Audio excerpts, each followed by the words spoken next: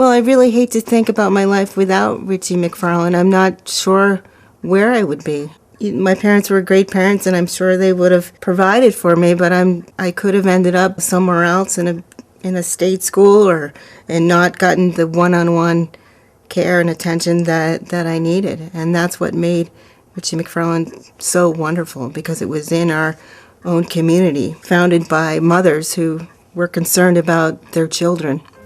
My name is Amy Dillenbeck, and I'm one of the original students at the school 40 years ago. Once I got into my medical training, I realized how important quality of life was to individuals and how important it is for them to have some voice in their cancer management. And I look forward to that in my assessments of patients. Overall, my feelings for the Cancer Center run deep because my care here was excellent and I felt that the staff was top-notch. They really were looking out for your best interest. And I did meet a few people after I was diagnosed in my community that were also diagnosed with breast cancer, and ironically had never, thankfully, had to experience coming into this facility.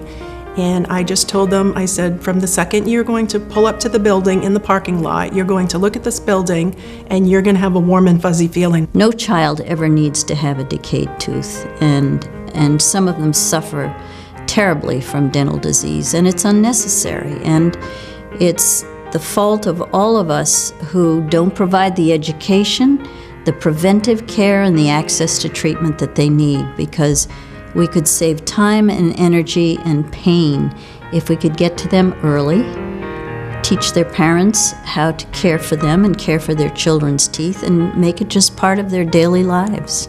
It's doable. I do have a part of my job that is the most rewarding, and that is when I see a child for dental services, preventive services, and they open their mouth and they have the sealants retained from the prior year that I've placed, and or they have restorative work done from case management, from working with the parents and the dentists, and the H&H Foundation. The parents were able to go and get that care, and they open their mouth and it's healthy. Fair Tide was an organization that I was not familiar with, and what really made a difference in my life was when I found out what their mission was. I just knew them as a storefront. I wasn't even aware that they had a mission, and their mission touched my heart. It was amazing. Aside from the physical benefits and getting out there and actually, playing sports and doing these activities, they've really helped me sort of live a more full life in the community.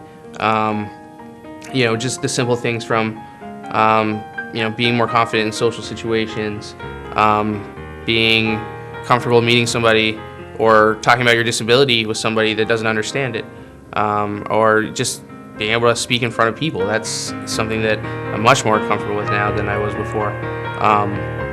The social aspect is huge. When I first met Dave and Sandy, I wanted to know if they had pets and whether I could have them too. I wanted to know if I could have my own room and have some of my stuff here. Not all of it, but some of it. A lot of it I have in storage, but I'm going to get rid of it because I'm starting anew. The Founding Fathers initiated the bank, or started the bank as a state-chartered independent mutual savings bank. And mutuality is the core of what creates the culture here at this bank. It allows us to focus on the customer and the community and not on shareholder returns. It's really been the key of what created the culture here at this bank. So the history has a lot to play with that. Success to me is surpassing expectations. I feel like for myself and for the group that I'm in, I have very high expectations. So when we can get to a point together as a team that we're surpassing those, that's success. It's interesting because I look at it and go, now, it was really a horrible sight. Probably worse than you even wanted to think about. But it's not on a major thoroughfare in Hampton Falls, so I don't see it every day, and I don't have to look at it all the time.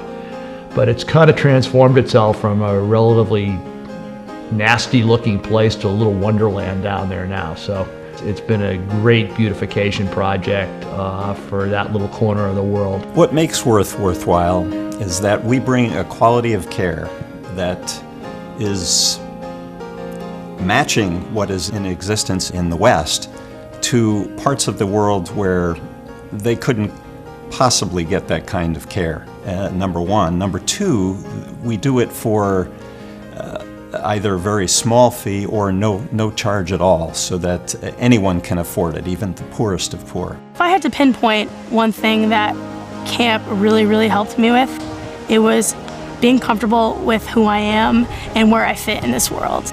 I think that what makes Camp Gundelow special is that there's nice counselors, there's nice kids, and there's lots of games.